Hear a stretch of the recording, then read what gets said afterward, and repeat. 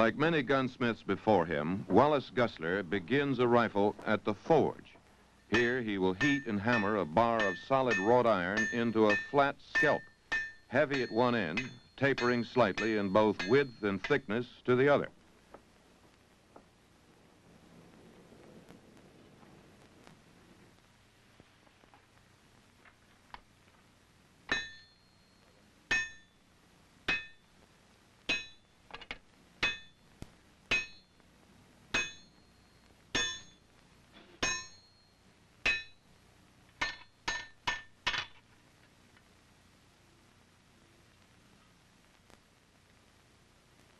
On the swage block, Mr. Gusler prepares to fold the scalp lengthwise. The edges will then be welded together to form the beginning of the barrel.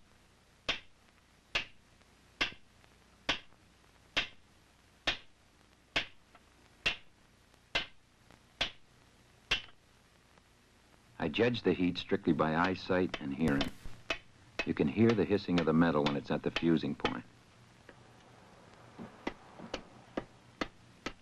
At the right temperature, you also get a lot of white sparks flying from the iron. The purpose of the steel rod, the mandrel, is to keep the bore from collapsing as you hammer.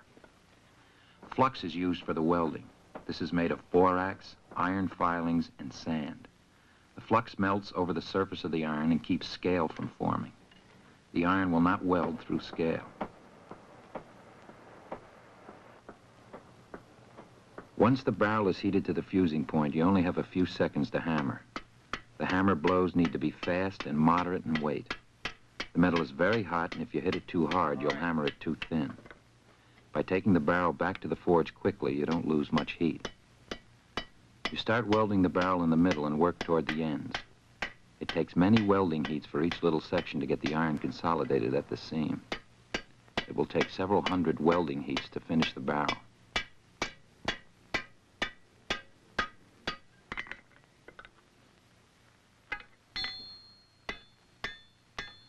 Rifle barrels are formed in an octagon. The octagon doesn't have any practical use, it's just style.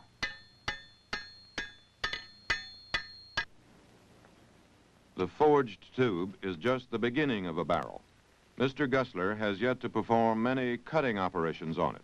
To soften the iron, he heats it to a dull red all over and then buries it in the cinders so it will cool slowly. This is called annealing.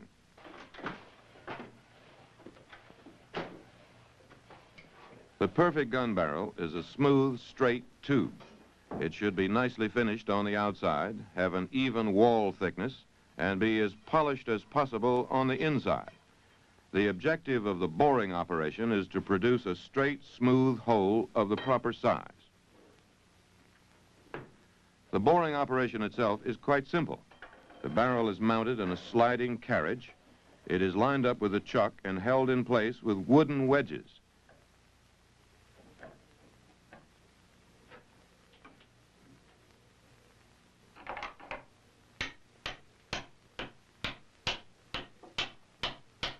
Then a long bit is attached to the chuck.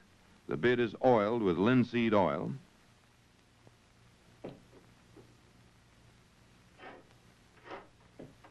In operation, the bit is turned by a heavy crank, the weight to provide momentum and smooth the turning, and the barrel is pushed into the bit.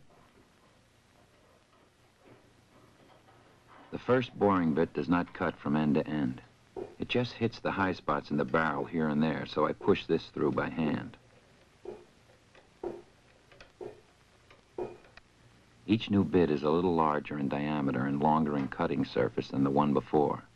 We use about 12 to 15 rough bits. Once we get a bit cutting the whole length of the barrel, we drive it with the chain and weight.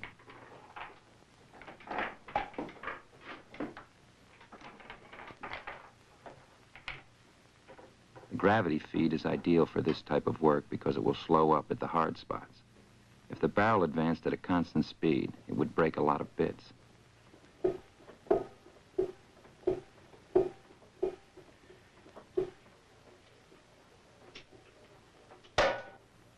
I don't believe I've ever bored a barrel, though, that I didn't break at least one bit, sometimes two or three. first thing you do to repair a bit is to anneal it. Heat it to a dull red and let it cool off slowly. Then I have to file it down to a taper again and retemper it. When they get real worn, we usually just forge them out and make smaller sizes out of them.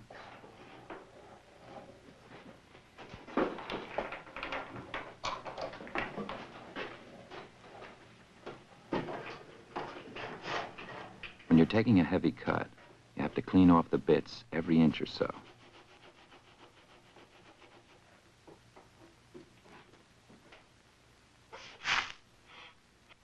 The borings are saved and used for flux.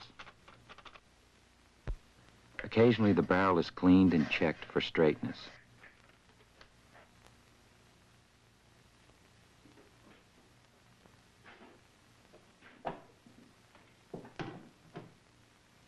Bends and crooks can be seen by sighting through it at the window. These can be hammered out on the anvil. All this is gauged by the eye. No straightening device is used. The barrel may be taken out of the machine 3 or 4 times to straighten and inspect for flaws. Flaws are cracks or pits inside the barrel. Like I said, the bits get larger in diameter and have a longer cutting surface. This helps bore out the crooks in the barrel. The longer bit will bore out a small crook that the shorter bit would have followed around. The slight roughness left by the cutting bits is now removed by the finish boring with a square reamer. With this bit, the square corners do the cutting. A hickory backing piece is used to press the 2 cutting edges against the metal and to make the bit run smoothly without chattering. This bit takes a very light cut and the barrel is pushed by hand.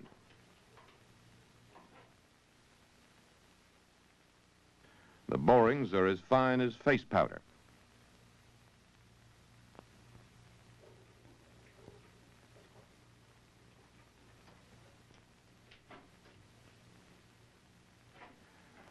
Mr. Gessler needs only 1 size of square reamer. After each cut, he adds a slip of paper under the hickory, and this will deepen the cut slightly.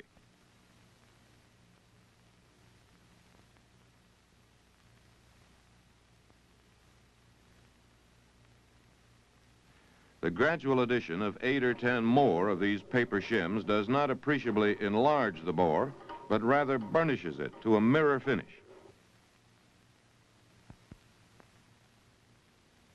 With the inside of the tube finished, the gunsmith and his helper now finish the outside. This is done with that most used of all gunsmithing tools, the file. The object is to remove the rough forging marks, but not to remove so much metal as to weaken the barrel. Filing is a long, tedious job, hence the 3 facets or flat surfaces of the barrel, concealed by the wooden stock, are not finished as smoothly as the 5 that show. To make sure that the flats are straight, the file is used long ways so any humps can be seen. The muzzle end is filed even so that the hole is centered. We file the flats in pairs opposite each other.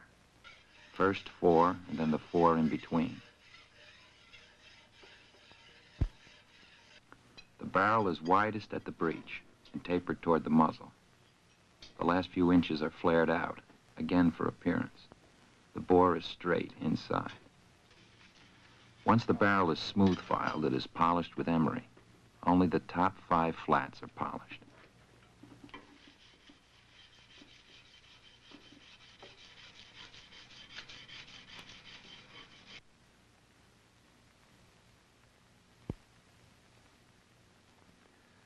While most military arms of the 18th century were smooth-bore muskets, many Americans tended to prefer rifles for their personal arms, especially on the frontier. A rifle is more accurate, though slower to load. An 18th century rifleman could hit his target at 300 yards, while it was said anyone hit at 150 yards by a musket ball was indeed unlucky. Rifling is cutting spiral grooves into the bore of the barrel. When the gun is fired, the rifling gives the ball a spin. This stabilizes the bullet, making it much more accurate than a musket ball. The rifling grooves are cut with 2 steel teeth set in an iron rod. The rod is pinned to a spiral guide.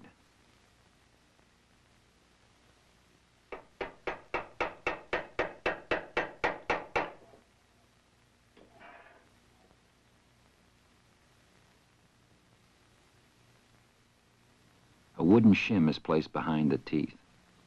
All the cutting of the rifling is done from the breech to the muzzle.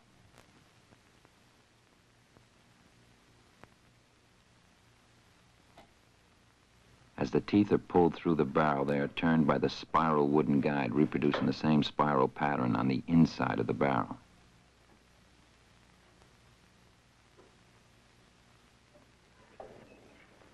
After each cut, the guide is rotated to its next position. There are 7 grooves on the spiral guide, so there will be 7 grooves in the barrel.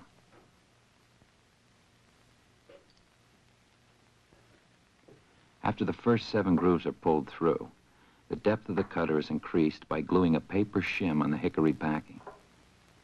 The papers are glued on to keep bits of metal from getting between the paper shim and the backing.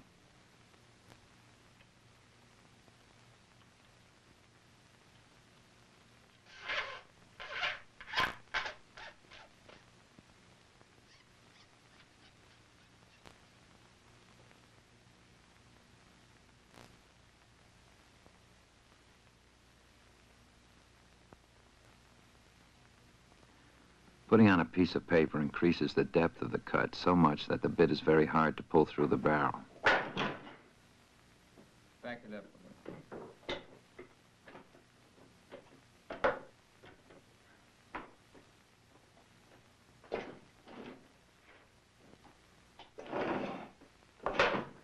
Once the first 2 or 3 passes are made, the paper is compressed and is easier to pull through.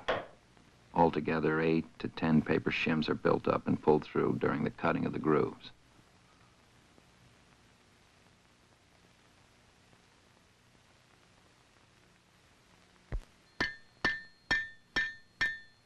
Six days after he began work at the forge, the gunsmith has almost finished the barrel. One step remains. A bullet cannot yet be fired from it. The gunsmith must close up the back or breech end, and to do this, he forges an iron breech plug. This is sized to fit inside the barrel. He will eventually thread both the barrel and the breech plug to make a firm attachment that allows the plug to be removed when necessary.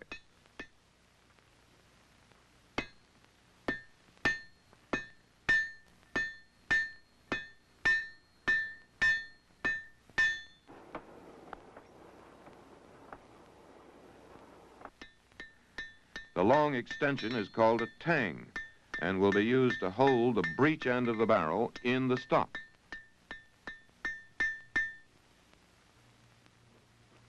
In threading the breech of the barrel, I usually cut 6 full threads, which makes the breech plug about a ½ inch long. It's important to have good, strong threads in the breech because the breech plug is the only thing between the shooter and the powder charge.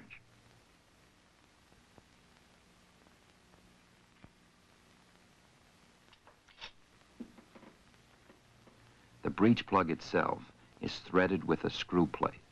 It's forged longer than necessary with a taper to make it easier to start the screw plate. The excess is then sawed off.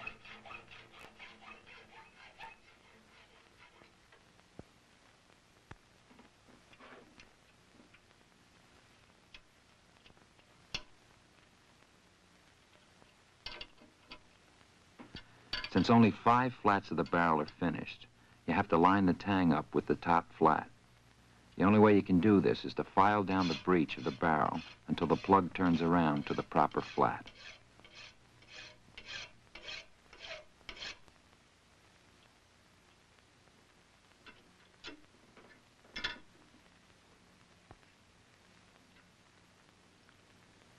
The final step in making the barrel is drilling the touch hole through which the charge is ignited. The barrel is complete and needs only to be proofed or tested. This is done by loading 4 times the normal amount of powder along with a patch and ball. This will then be fired from a safe distance.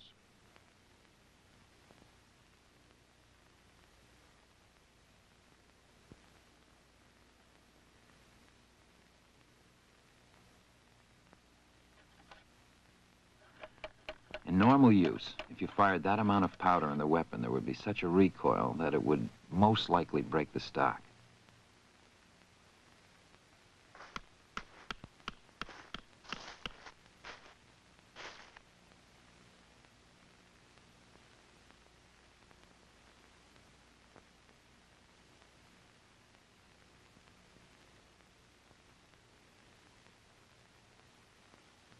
We use an old lock to fire the powder train.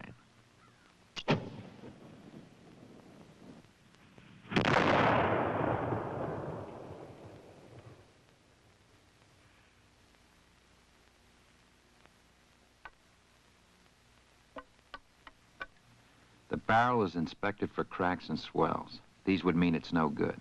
Later on, it will be taken back to the shop, unbreeched, and checked inside.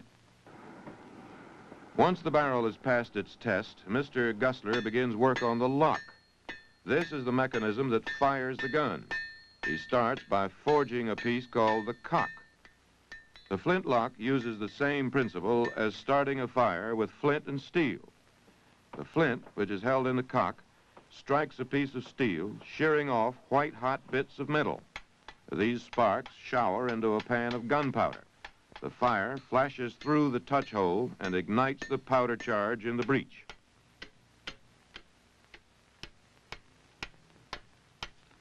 At a white-hot temperature, the iron is very malleable.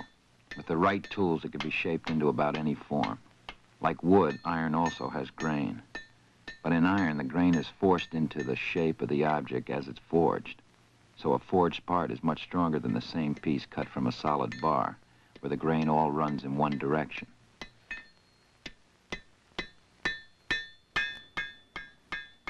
"20 or 30 minutes of forging is followed by 2.5 to 3 hours of filing. The most commonly heard sound in an 18th century gun shop was the sound of filing. Literally every part was filed at some time. The file is a simple and ancient tool, and those from sites 2,500 years old look the same as those made today. In the 16th century, Leonardo da Vinci designed a file-cutting machine. By 1770, the craft of file making was highly developed in Europe with all the trappings of guilds and specialists.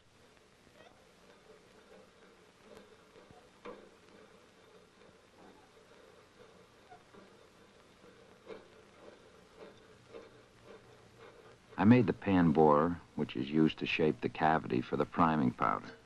I cut teeth on it like a file instead of making flutes like a reamer. In fact, I make just about all of my tools, except for files and hacksaw blades. Even things like screw plates or dies are easier to make than the lock of a gun.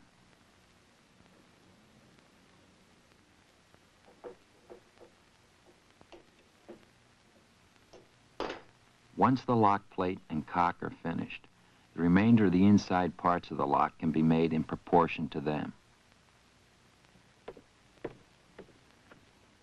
While Mr. Gusler is forging the internal pieces, his helper is at the merchant store buying supplies. Such things as iron and lead, soft coal and charcoal could be obtained within the colony.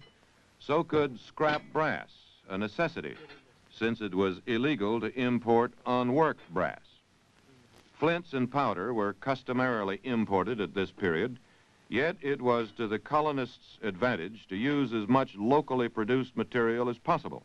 By the time of the Revolution, much of the powder needed to fight it was being made in the colonies.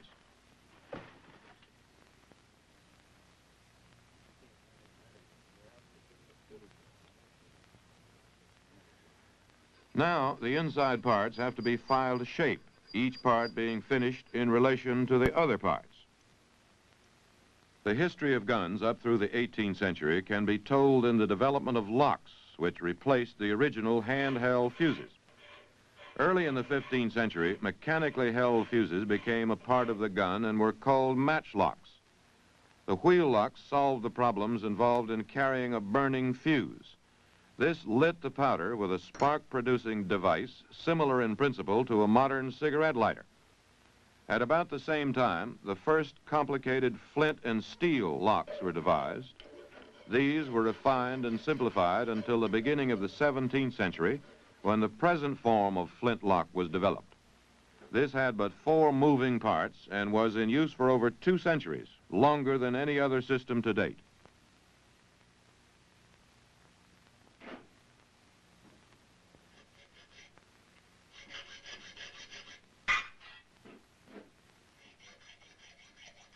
As the size and shape of locks varied widely, the screws were made by hand for each individual purpose.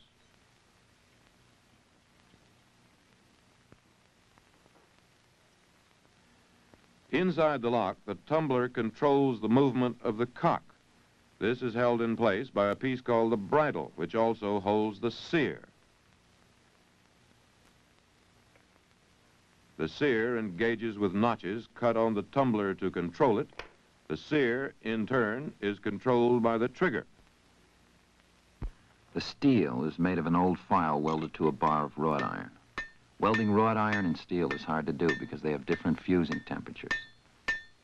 The file is the hard striking area for the flint. The wrought iron gives it toughness. If it were made entirely of steel, it would be too brittle and very likely break.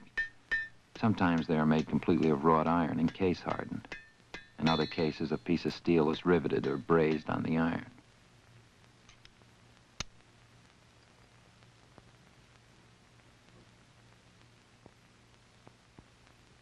Besides being a striking surface for the flint, this piece is also the pan cover. When it's down, the steel is in position and the powder is protected. When the flint strikes, it knocks the cover open. A spring keeps it from flopping around. The power to snap the flint against the steel comes from a large leaf spring forged out of imported spring steel. Besides this main spring, Mr. Gusler must also make two similar but smaller springs that hold parts in position. Springs are a real aggravating part of the gun to make.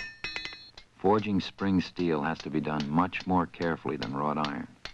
If the steel is overheated, it's ruined. Likewise, if you hammer it too cold, it damages the fibers.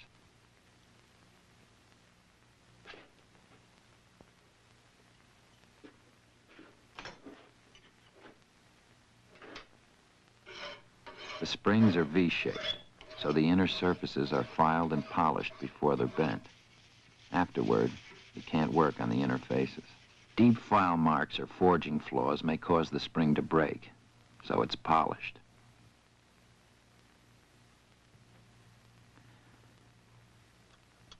It takes 3 or 4 heats to bend the spring into a V shape.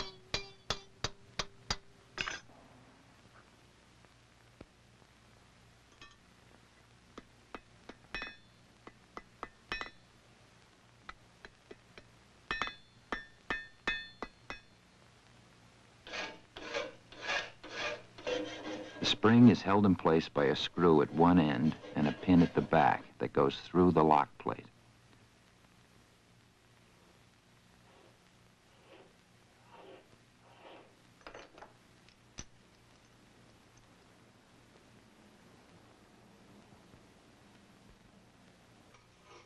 Decorative bevels are filed on the spring.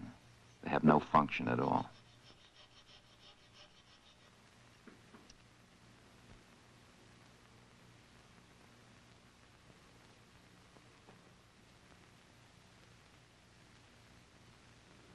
A good spring should bend evenly from front to back. After tempering, its action should be smooth and crisp and not feel mushy. Springs are tempered in lead heated to the boiling point. By submerging the springs in the molten lead, you get an even heat throughout the thick and thin parts. After heating, they are quenched in linseed oil. After quenching, the springs are very brittle. They are then polished, put on a bar in the forge, and heated. This softens them somewhat and gives the springs flexibility. As the heat increases, colors appear. The colors are first yellow, then violet, then blue. Pale blue is used in tempering springs. These colors are used in tempering tools also. Engraving chisels, which have to be harder than springs, are quenched when they are yellow.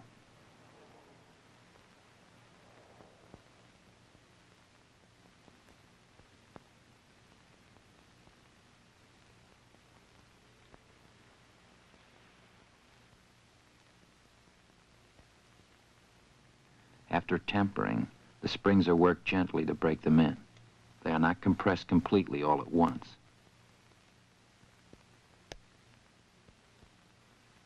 If a spring is too strong, it can be filed down to weaken it. It files with reluctance, but you can file it down.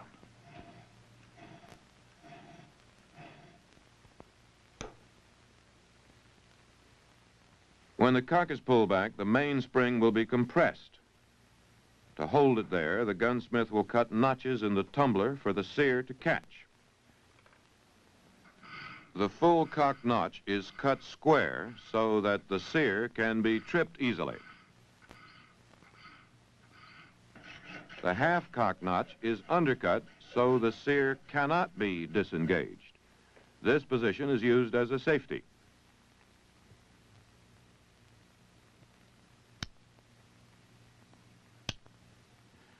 The gunsmith's individuality was often expressed in the engraving. His design was usually scribed directly on the metal and then cut with an engraving chisel kept lubricated by linseed oil.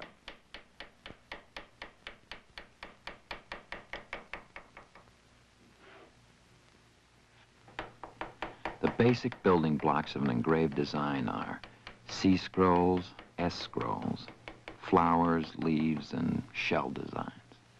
The combination of these different details can create endless variations. Or if you took the same design, you might be able to engrave it 500 different ways. You have these various options. You can make some parts move toward you and some move away. If all the pattern is cut the same, it's flat.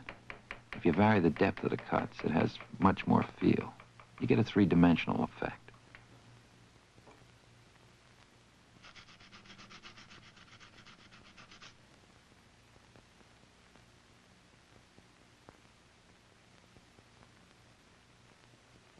Finally, the lock is ready for case hardening, which will improve the strength and wear resistance of the lock. A crucible is filled with a mixture of powdered charcoal, ground charred bone, and charred leather. The lock is disassembled and the pieces buried in the crucible. Sealed from the air and surrounded by this mixture, they'll be heated red hot in the forge. The surface of the iron will absorb carbon and thus be converted to steel, while the body itself retains the resiliency of wrought iron. After 5 or 6 hours of heating, the surface steel is hardened by quenching in water.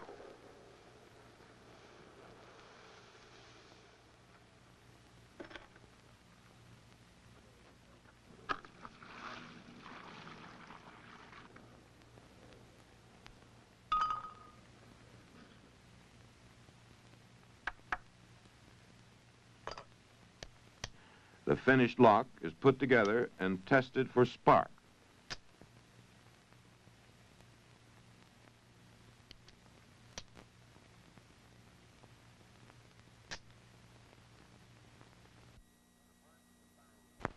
Apart from the barrel and lock, a gun stock requires other metal attachments called mountings. American rifles of the 18th century commonly had brass mountings.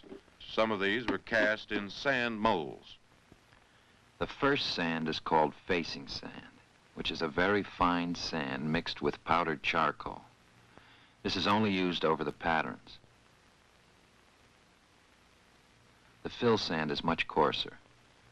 Both sands are bound with water.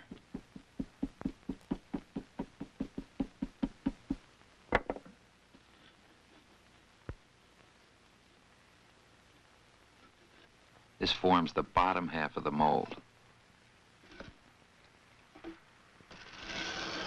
Once the bottom half is packed, it's turned over and the matchboard removed.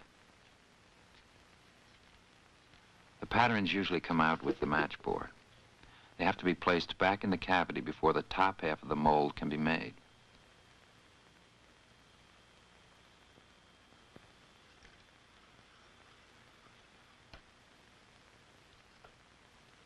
Parting powder, I use ground soft coal, is used to keep the two halves of the mold from sticking together. The parting powder is cleaned off the patterns.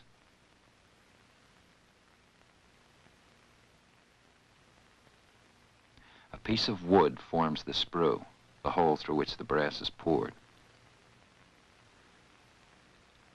Facing sand is then placed on the patterns and the top half is rammed down the same as the bottom. Once this is complete, the sprue is removed and the mold taken apart. Now the patterns have to be removed. They are first loosened by tapping. These have to be lifted out carefully so they won't break the mold.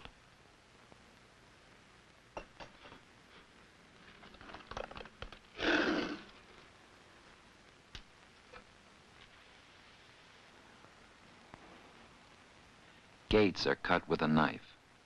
These allow the brass to flow from the sprue to the patterns.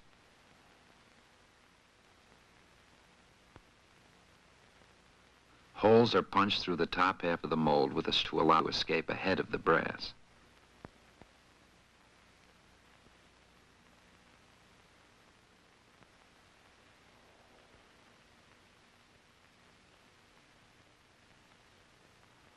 After the holes are punched through, the mold is put back together and is ready for pouring.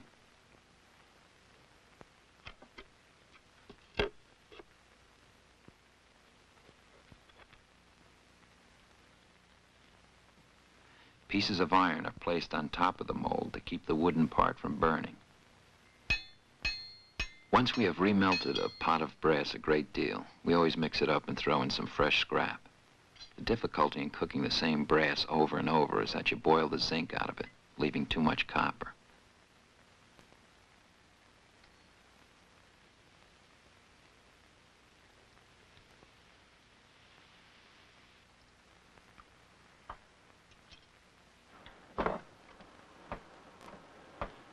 The brass is ready to pour when it's boiling.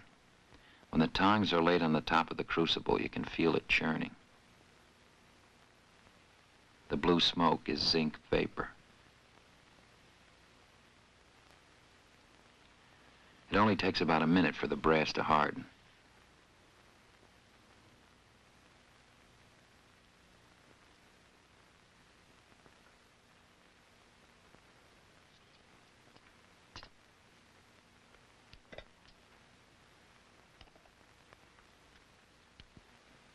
The sprue and gates are cut off and remelted. The butt plate mold is harder to make than the others because it has to be built up on each side. This makes it trickier to take apart without breaking.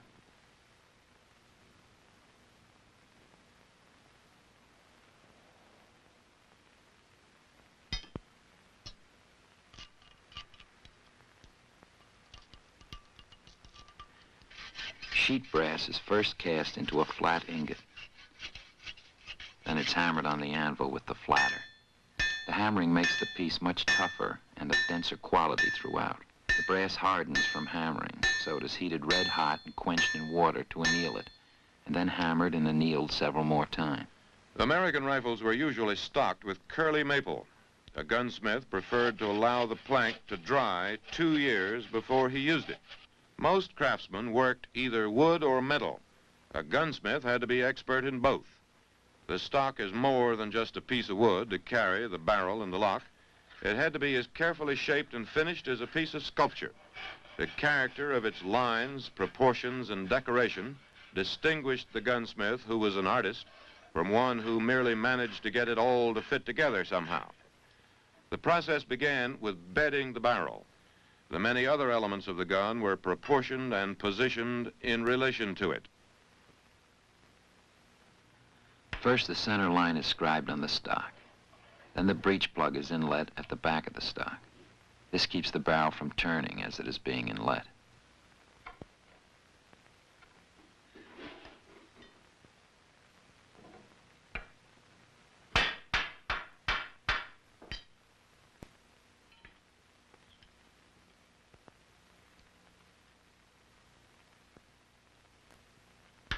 After the rough outline of the barrel has been scribed, the channel is roughed out with round gouges.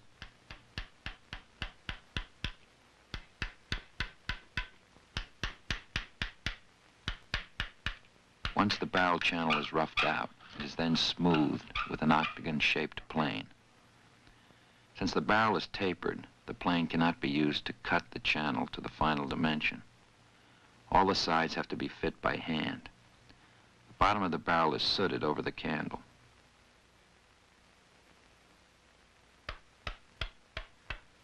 When the barrel is squeezed in place, the soot leaves a dark mark on the high spots.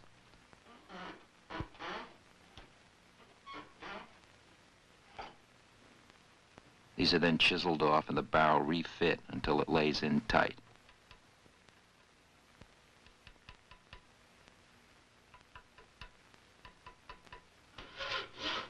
After the barrel is fit, the excess wood is sawed off the fore end. The ramrod is carried on the bottom of the stock. A channel for it is cut with gouges and a plane, then smoothed down with a round file.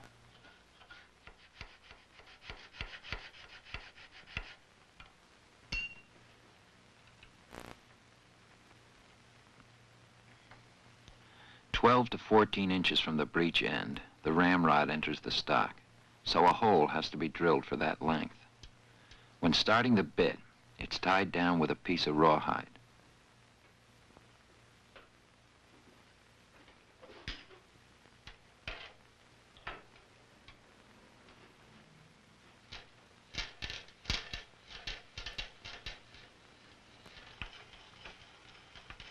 If this is drilled properly, the wood left between the hole and the barrel will be 1/8 of an inch thick.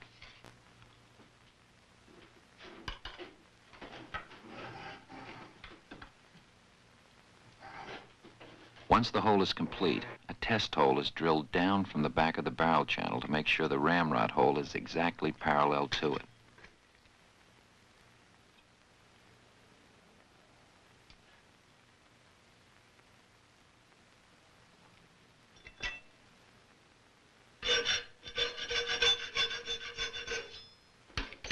The butt plate is filed only on the fitting edges now. The outside of the butt plate is filed later. Fitting the butt plate governs all the shaping of the butt stock.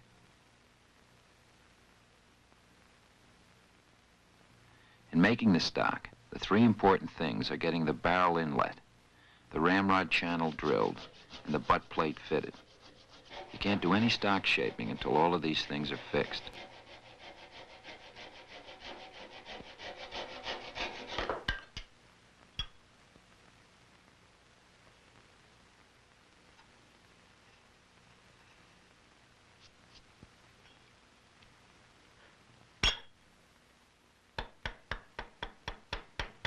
Keeping the chisel very sharp is important while cutting hard maple on the end grain.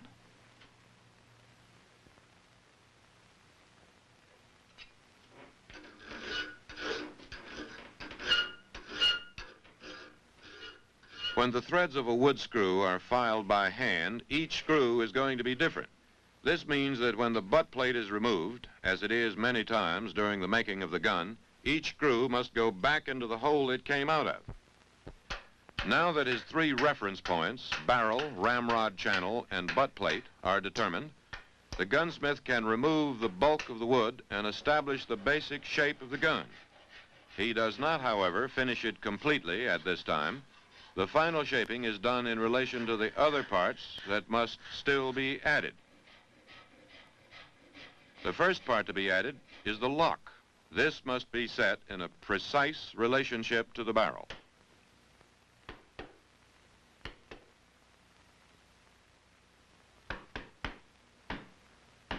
The lock has to be set before any of the fittings through the center part of the gun can be completed. The lock is inlet very carefully so that as much wood as possible is left for strength. Only enough wood is removed to allow the parts to work. The gun is weakest at this point, so any wood left makes the area stronger.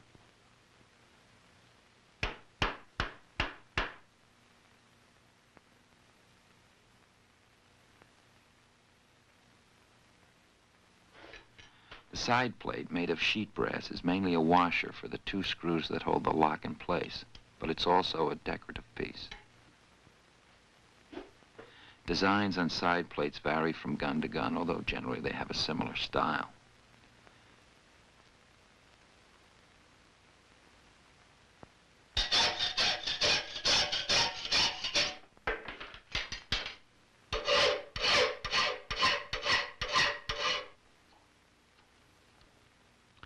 The side plate is inlet with lamp black, the same as the other parts.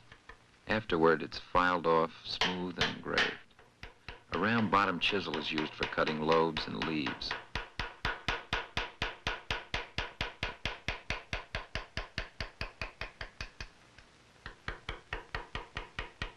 The majority of the engraving is done with the V-shaped engraver, which cuts a narrow line.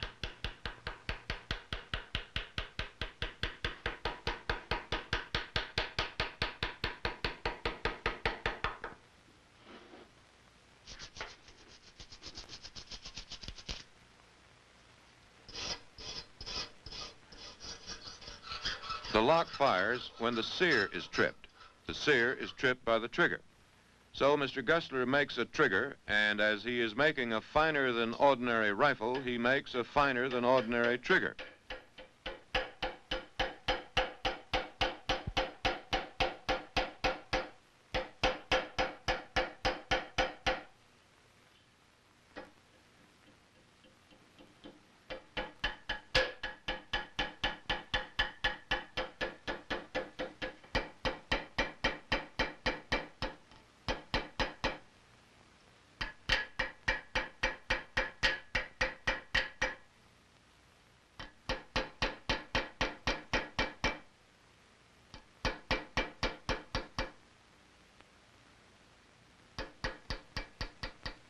The trigger is fitted into the stock in the right position relative to the lock and held in place with an iron pin.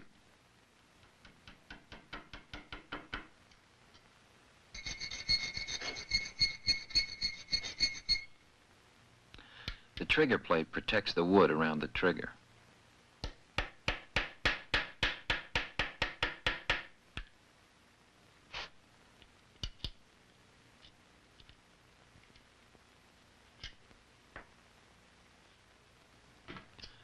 Since the recoil from firing the gun is taken by the wood around the tang screw goes through the stock and threads into the trigger plate to strengthen this section.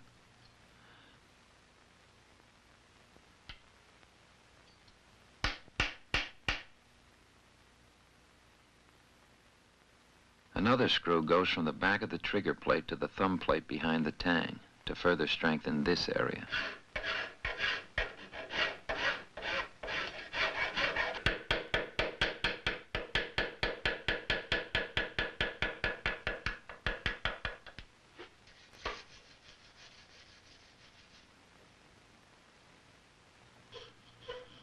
Once all these pieces are fitted, the woodwork here can be finished. Since this part of the rifle is heaviest looking, we take good care in shaping to give it as graceful an appearance as possible. A molding is cut along the forestock for the same reason.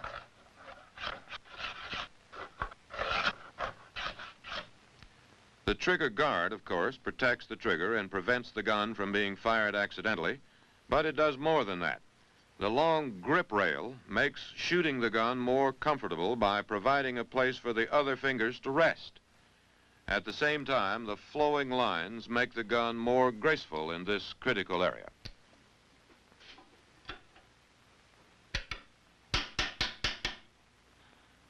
The front of the trigger guard is held in place with a pin, the rear with a wood screw.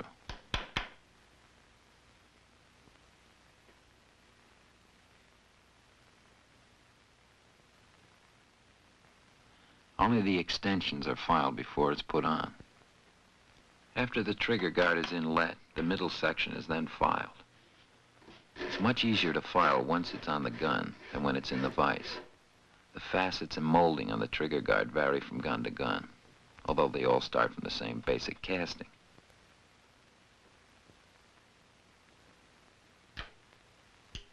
Once the fore end of the stock is finished, the gunsmith can attach the barrel. To do this, he first cuts 4 dovetails in the bottom flat of the barrel, and then from brass he folds up fittings called loops to fit into the dovetails.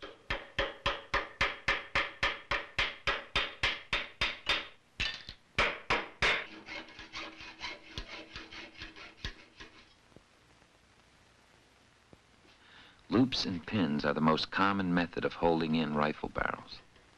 Some gunsmiths like to use flat wedges instead of pins. Sometimes military weapons, especially French muskets, will have bands going all the way around the barrel and the stock. And these are not as nice looking. After the loops are fit, they are inlet into the stock. A hole is drilled through the woodwork into the cavity where the loops fit.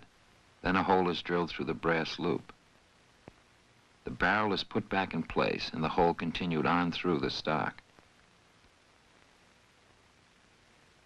A pin is then driven through this hole to hold the barrel and stock. 4 pins hold the barrel and stock together.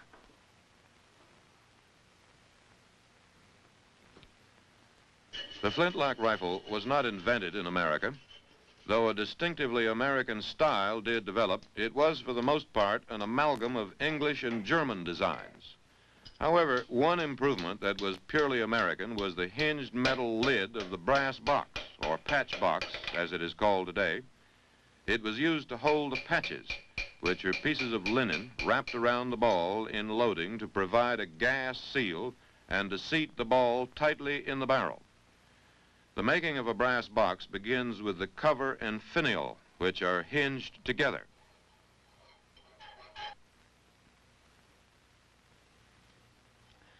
Fitting the hinge is the most irritating part of making the patch box. The hinge is curved to conform with the stock. This makes it hard to get the pin to go through. Once the pin is through, it's pretty hard to get the hinge to work because of the curve. After the hinge is made, the finial is filed out and inlet into the stock.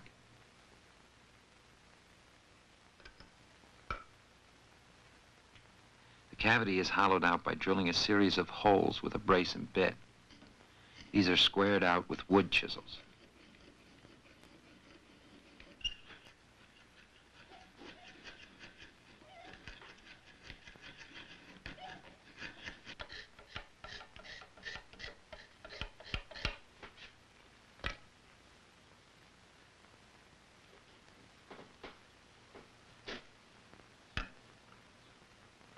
After hollowing out, the side plates are made. These have no function. They are strictly decorative. With all these inlet, the patch box is then filed to the contour of the stock.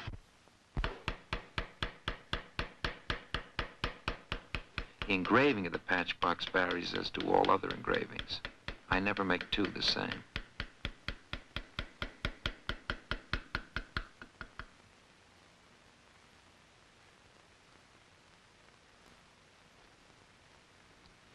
The spring that kicks the door open is placed under the finial.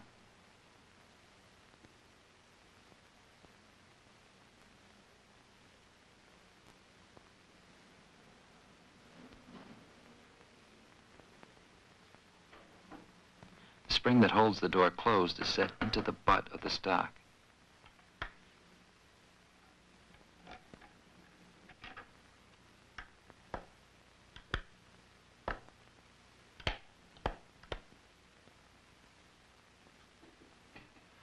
The release is hidden as a screw in the toe of the stock.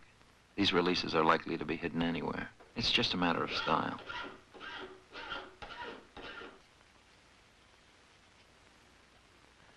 There must also be some way of holding the ramrod in the groove cut for it. This is done by attaching short pieces of brass tubing called thimbles. These are bent out of sheet brass.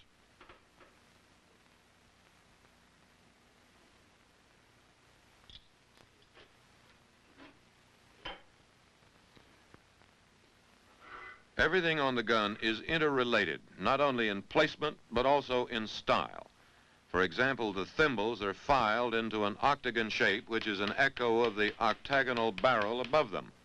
All the lines, moldings, and carvings are made to carry the eye smoothly down the length of the barrel. Mr. Gessler makes 3 thimbles to hold the ramrod. The fore end of the stock needs protection, just as the butt does. And to do this, he makes a piece called a muzzle cap from one piece of brass. After the curve is formed in the swage, the end is hammered into shape without leaving any wrinkles in the middle.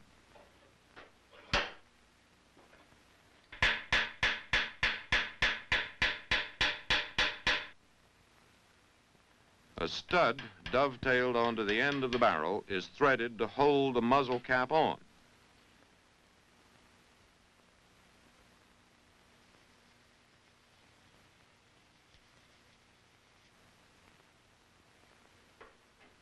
This rifle is more elegant than most guns of the colonial period. After the Revolution, embellishment became much more extensive. In either case, the style in carving wood, like that in engraving metal, was based on the use of C and S scrolls and shell, flower, and leaf patterns, though in carving the foliage tended to be more extensive and stylized than in engraving.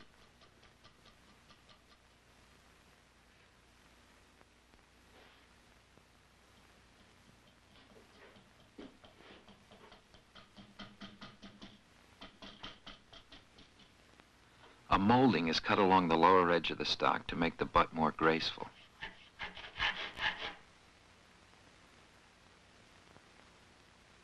Cutting away the background smooth and flat is the most difficult part of relief carving. In designing carving, like engraving, I try never to repeat any design exactly. I like the carving to be different from gun to gun. This makes it more interesting for me.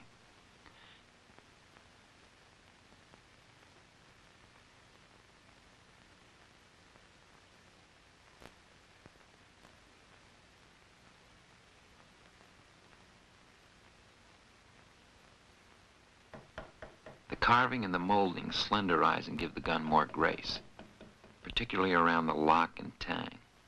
This is the most critical part of the gun. You tend to look from here back or from here forward. You have to carry your lines through this area and try to keep it from looking bulky. You can do this by having your molding lines run lengthwise. Also, having your wood in more than one plane helps.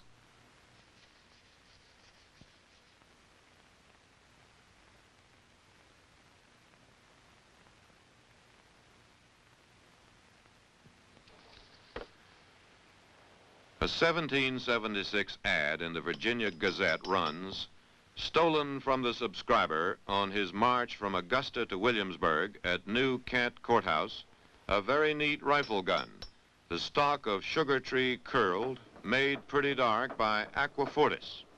Aquafortis is another name for nitric acid. Various substances can be dissolved in it to make stains. In this case, Mr. Gusler has dissolved some of his iron filings. The application of heat turns the maple a deep reddish brown.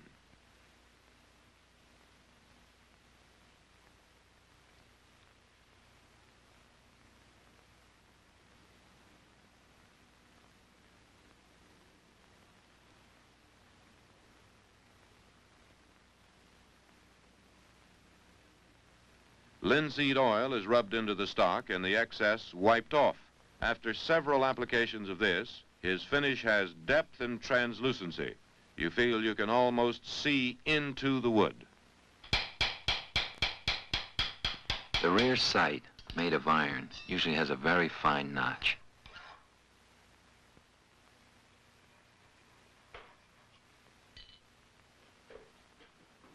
The front or foresight is made of silver with an iron base.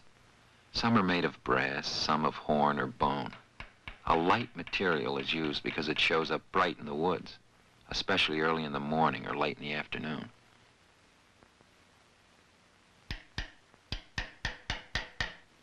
Outside of military arms, guns were not made in standard calibers as we know them today. So for each rifle he made, the gunsmith had to make a matching bullet mold. Calibers in the 18th century were designated by the number of bullets that could be made from a pound of lead. Here he is casting bullets to use in testing the gun and in adjusting the sights.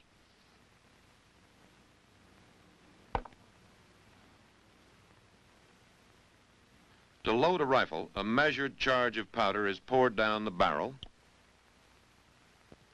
The patch is lubricated with tallow or moistened in the mouth and laid across the muzzle. The ball is placed on top of it and rammed down on the powder charge.